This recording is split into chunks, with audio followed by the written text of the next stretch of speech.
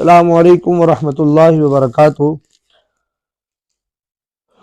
ناظرین، آج کا موضوع شب برات ہے کہ شب برات کی اہمیت کیا ہے، شب برات ہمیں کیسے گزارنی چاہیے، اور شب برات کو ہمیں کیا کیا کام کرنے چاہیے۔ نبی کریم علیہ السلام تاجدار مدینہ سرور قلب و سینہ آپ نے فرمایا کہ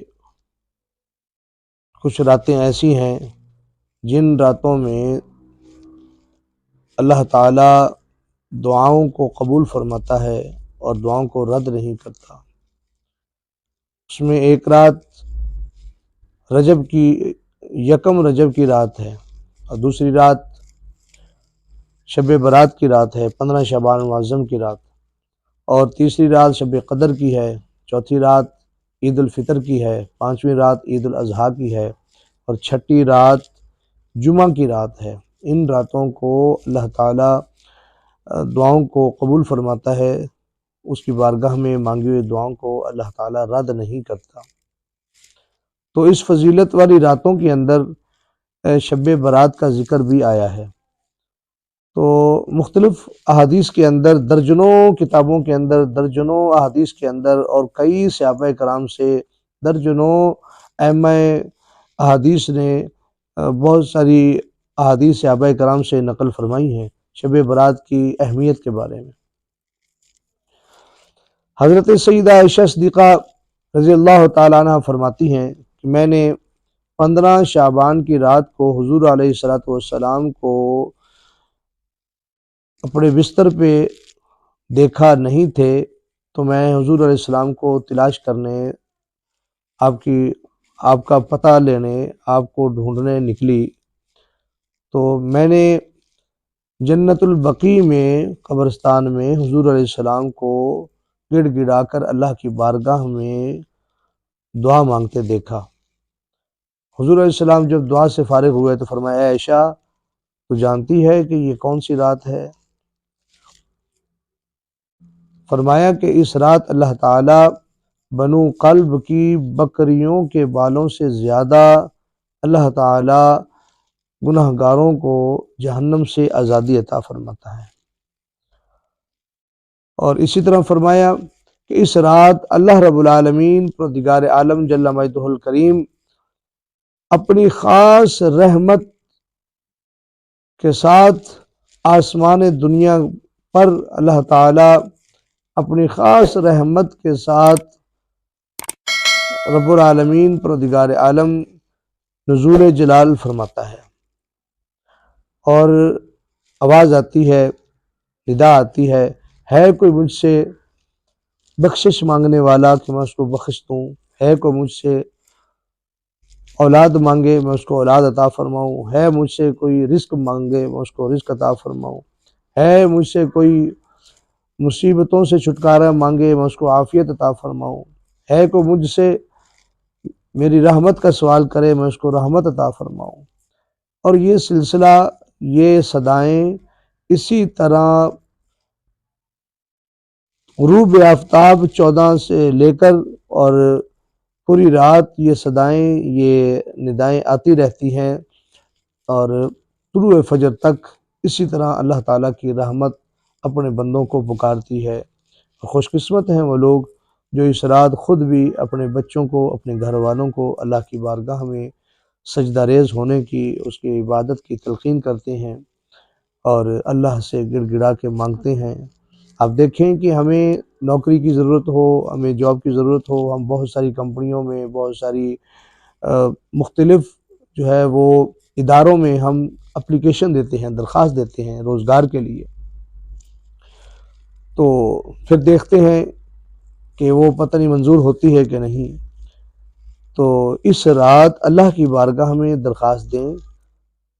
اگر آپ کو رزق کی ضرورت ہے، نوکری کی ضرورت ہے، تو اللہ کی بارگاہ میں درخواست دیں۔ یقیناً یہ راتیں درخواستیں قبول ہونے کی ہیں، دعائیں قبول ہونے کی ہیں۔ درخواست کریں۔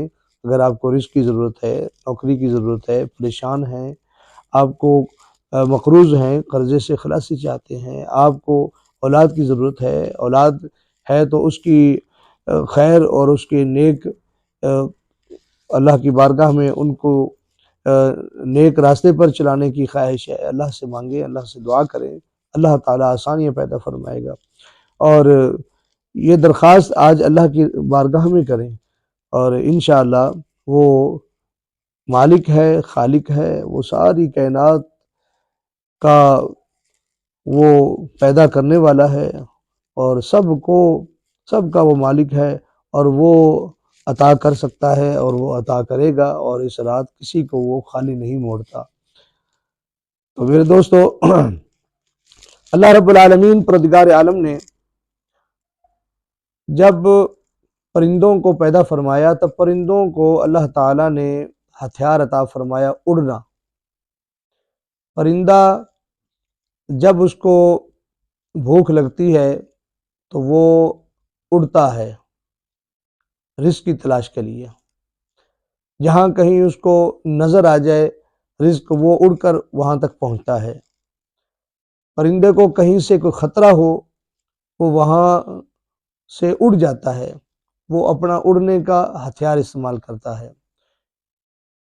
تو پرندوں کو اللہ رب العالمین پروردگار عالم نے اڑنے کا ہتھیار عطا فرمایا ہے، اور انسان کو اللہ تعالیٰ نے رونے کا ہتھیار عطا فرمایا ہے۔ آپ دیکھیں، جب انسان پیدا ہوتا ہے تو اب یہ خود کھا نہیں سکتا، خود پی نہیں سکتا، خود چل نہیں سکتا، خود کپڑے نہیں پہن سکتا، خود یہ کچھ بھی نہیں کر سکتا، بیمار ہو تو یہ بتا نہیں سکتا۔ تو اس کے پاس ایک ہی ہتھیار ہوتا ہے کہ جب اس کو بھوک لگتی ہے تو یہ روتا ہے، اور اس کی ماں اس کو سمجھ جاتی ہے کہ یہ اس کو بھوک لگی ہے۔ جب اس کو نیند آتی ہے یہ روتا ہے، اس کی ماں سمجھتی ہے کہ اس کو میں نے سلانا ہے۔ جب اس کو پانی کی پیاس لگتی ہے تو وہ روتا ہے۔ اسی طرح یہ رونے کا ہتھیار اللہ تعالیٰ نے انسان کو عطا فرمایا ہے۔ تو بزرگان دین فرماتے ہیں کہ اے انسان، یہ رونے کے ہتھیار کو اپنے پاس محفوظ رکھنا، اور اس کو اپنے ساتھ رکھنا، اس ہتھیار کو ضائع نہ کر دینا، اس کو استعمال کرتے رہنا۔ اور اب اس طرح کی جو عظیم برکت والی جو اللہ رب العالمین پروردگار عالم کی خیر کی تقسیم کی جو راتیں آتی ہیں، ان راتوں کے اندر اللہ کی بارگاہ میں اس رونے کے ہتھیار کو استعمال کریں، اللہ کے حضور گڑ گڑائیں اور نادم ہوں، اللہ کے حضور اپنی غلطیوں کا اعتراف کریں اور معافی مانگیں، توبہ کریں، اس خالق و مالک سے مانگیں۔ جب آپ اپنی غلطی تسلیم کریں گے، اپنی جو ہے وہ اپنا غلطیوں پہ نادم ہوں گے، اور آئندہ کے لیے اللہ تعالیٰ کی بارگاہ سے استقامت مانگیں گے، تو اللہ رب العالمین پروردگار عالم وہ ہمارے گناہوں کو بخش دے گا، ہماری غلطیوں سے درگزر فرمائے گا، معاف فرما دے گا، اور اللہ تعالیٰ ہمیں عطاؤں میں اللہ رب العالمین پروردگار عالم اضافہ کر دے گا، ہمارے رزق میں، ہماری عمر میں، ہمارے علم میں، عمل میں، ہمیں جو چاہیے اس خالق و مالک کی بارگاہ میں رو رو کے اس ہتھیار کو استعمال کریں اس رات، اور اللہ کے حضور یہ دست بستہ سر سجود ہو کر اللہ کی بارگاہ میں ہم رو کر گڑ گڑا کر دعا مانگیں، اور اس سے مانگیں۔ وہ کریم ہے، وہ بہت اپنے بندوں سے پیار کرتا ہے، تو وہ خالق و مالک کسی کو اس رات خالی نہیں موڑتا، سوائے ان لوگوں کے جو لوگ مشرک ہوں۔ مشرکوں کو اللہ کی رحمت سے اس رات کچھ حصہ نہیں ملتا، والدین کے نافرمان کو اس رات کچھ حصہ نہیں ملتا، اسی طرح عادی جھوٹ بولنے والوں کو کوئی حصہ نہیں ملتا، عادی شرابی کو کوئی حصہ نہیں ملتا اللہ کی رحمت سے، اسی طرح عادی زانی کو کوئی حصہ نہیں ملتا۔ اسی طرح اللہ رب العالمین پروردگار عالم کے کرم سے، اس کی خیر سے، اللہ تعالیٰ پروردگار عالم کی برکتوں سے یہ بالکل یہ ان کو حصہ نہیں ملتا، یہ جن لوگوں کے میں نے نام بتائے۔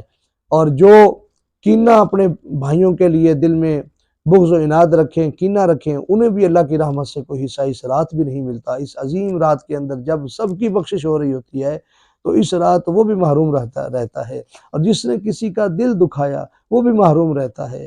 تو خدا را کسی کا دل نہ دکھائیے، جس کا دکھایا ہے اس سے سوری کریں، اس سے معافی مانگیں، اس کو منا لیں، اس سے دو بول بول کے اپنی غلطی کا اعتراف کریں اور اس کو منا لیں۔ اور جب تک ہم اپنی غلطیوں کو درست نہیں کریں گے، جب تک ہم اللہ کی بارگاہ میں سچی توبہ نہیں کریں گے، تو اس طرح کی عظیم راتوں کے اندر بھی ہمیں اللہ کی رحمت سے ہم محروم رہ جائیں گے۔ تو دعا ہے اللہ تعالی ہماری توبہ کو قبول فرمائے اور ہماری ان غلطیوں کو ہمیں سدھارنے کی توفیق عطا فرمائے۔ میرے دوستو، جو مانگنا ہے یہ اس رات کے میں مانگ لیں، اللہ تعالیٰ کی رحمت قریب ہے، اور اس مالک و خالق کی عطاؤں کی رات ہے۔ اس کی فرمایا کہ اس رات کے اندر اللہ رب العالمین پروردگار عالم جل مجدہ الکریم اپنی رحمت کے 300 دروازے کھول دیتے ہیں۔ تو میرے دوستو، یہ ساری رات خیر تقسیم ہوتی ہے، تو اس رات کو شب بیداری میں بدلیں اور یہ پوری رات اللہ کی عبادت کریں۔ یہ محنت کی رات ہے، اور اس ایک رات کی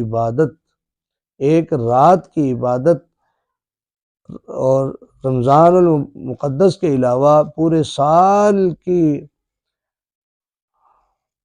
اللہ رب العالمین پروردگار عالم کہ پیارے محبوب علیہ السلام کا یہ معمول تھا کہ آپ نصف شعبان شب برات کی رات کو عبادت فرماتے، اور 15 شعبان کا آپ روزہ رکھتے تھے۔ تو تمام دوست خود بھی عبادت کریں اور 15 کا روزہ رکھیں۔ تو اللہ تعالی ہماری عبادت کو قبول فرمائے۔